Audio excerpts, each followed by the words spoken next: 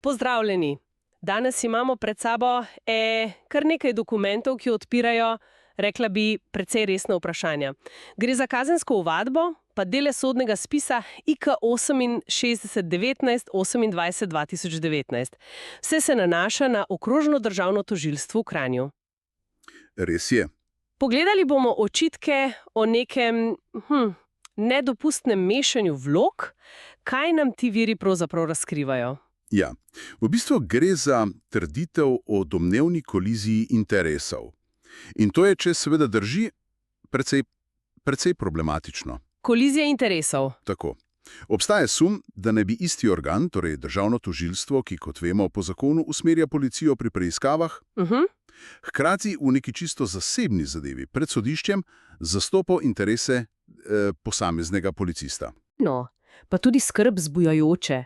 Razčleniva to malo bolj, torej, kaj točno viri očitajo?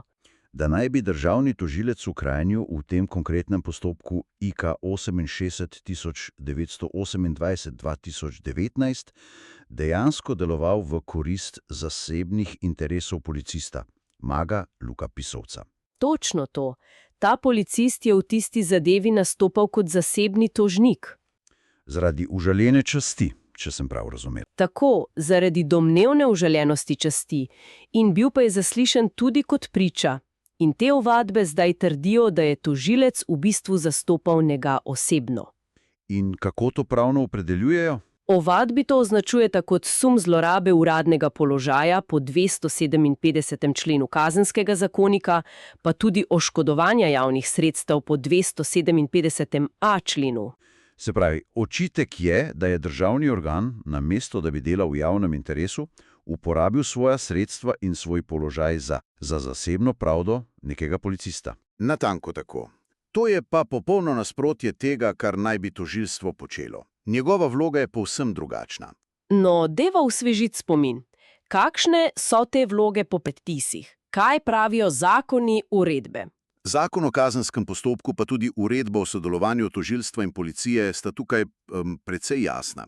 Državni tožilec zastopa državo, Javno korist? javni interes in usmerja policijo pri odkrivanju kaznivih dejanj. Viri, ki jih imava, močno poudarjajo, da njegova funkcija pač ne vključuje zastopanja zasebnih interesov posameznikov, tudi če gre za policista. V zasebnih tožbah, bodisi civilnih ali kazenskih, to enostavno ni njegova naloga. Ampak omenila sva tudi zakon o policiji. Tam je govora o pravici policista do pravne pomoči.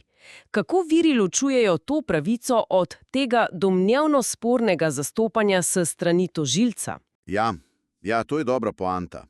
Res je, 28. člen zakona o policiji daje policistu pravico do pravne pomoči strani delodajalca. Se pravi, strani policije kot institucije. Točno, če teče postopek proti njemu zaradi dejanj, ki jih je storil pri opravljanju službe. Ampak bistvena razlika, ki jo ti viri izpostavljajo, je v tem, da ta pomoč ne more in, poudarjam, ne sme potekati preko državnega tožilca. Sploh pa ne tako, da bi tožilec nastopal kot nekakšen osebni odvetnik tega policista v zadevi, kjer policist zasleduje svoj čisto zasebni interes, kot je recimo tožba zaradi užaljene časti. To sta dve popolnoma ločeni vlogi, ne smeta se mešati. Razumem. In če naj bi se v tem primeru te meje zabrisale, kot trdijo dokumenti, kakšne naj bi bile posledice? Poleg teh očitkov o kaznivih dejanjih. Ovadbi navajata kršitve čisto temeljnih pravnih načel. Načelo nepristranskosti, recimo. Pa načelo enakosti strank pred zakonom. Ki sta zapisani v ustavi, pa tudi v Evropski konvenciji o človekovih pravicah. Seveda. Ustava 22. člen, EKČP 6. člen, pa tudi načelo procesne zakonitosti iz 2. člena ustave. To niso, veste, malenkosti. To so temelji pravičnega postopka. In posebej izpostavljena naj bi bila ta neenakost strank, ne? Oškodovanec v postopku, Egidi Kozjek-Selinšek, naj bi se moral, kot pravijo viri, prav boriti za brezplačno pravno pomoč. Ja, točno. Medtem ko naj bi policist na drugi strani domnevno koristil podporo kar državnega tožilstva. To je res ostra slika. Zelo ostra. Na eni strani nekdo, ki dokazuje svoj socialni položaj, da dobi odvetnika po BPP, na drugi pa policist, ki naj bi imel za sabo kar aparat državnega organa pregona. Ta domnevna asimetrija je res v središču teh očitkov. Grozljivo, če drži. In treba je omeniti, ena od ovadb vsebuje tudi čisto konkreten odškodninski zahtevek zoper državo. V kakšni višini? 160 tisoč evrov, prav zaradi tega protipravnega ravnanja organov. Poglejmo še malo sam primer IK 891, 8200, 2019. Kaj nam tisti deli sodnega spisa, ki jih imamo, poveda o sami vsebini? Iz tega, kar imamo, je razvidno, da gre za obtožbo zoper Egidija Kozjeka. Kaznivo dejanje obrekovanja po 159. členu Kazenskega zakonika. Obrekovanje koga? Tega istega policista, pisovca? Ja, Luke Pisovca. Šlo naj bi za objave na nekem YouTube kanalu, spis pa kaže tudi na precej zapleten postopek. Kako to mislite? No, vidimo več prošenj Kozjeka za brezplačno pravno pomoč. In zanimiv detajl. Obsežen seznam vprašanj, Koliko vprašanj? kar 103. 103 vprašanja. To pa res kaže na neko napetost v postopku, že samo po sebi, ne glede na te očitke v vlogi tožilstva. Vsekakor. In če zdaj vse te niti povežemo, ta primer res odpira temeljna vprašanja o nujnosti jasnega ločevanja vlog v našem pravosodnem sistemu.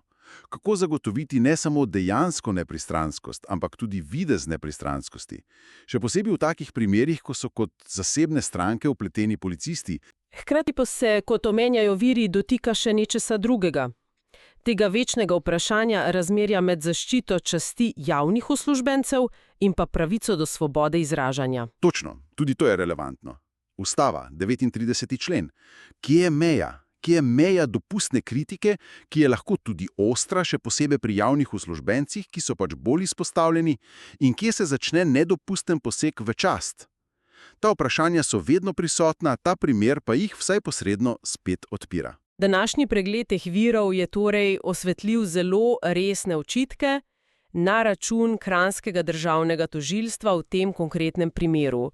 V ospredju je sum, da naj bi zastopalo zasebni interes namesto javnega, kar bi pomenilo nedopustno kolizijo interesov in posledično kršitev temeljnih načel pravne države.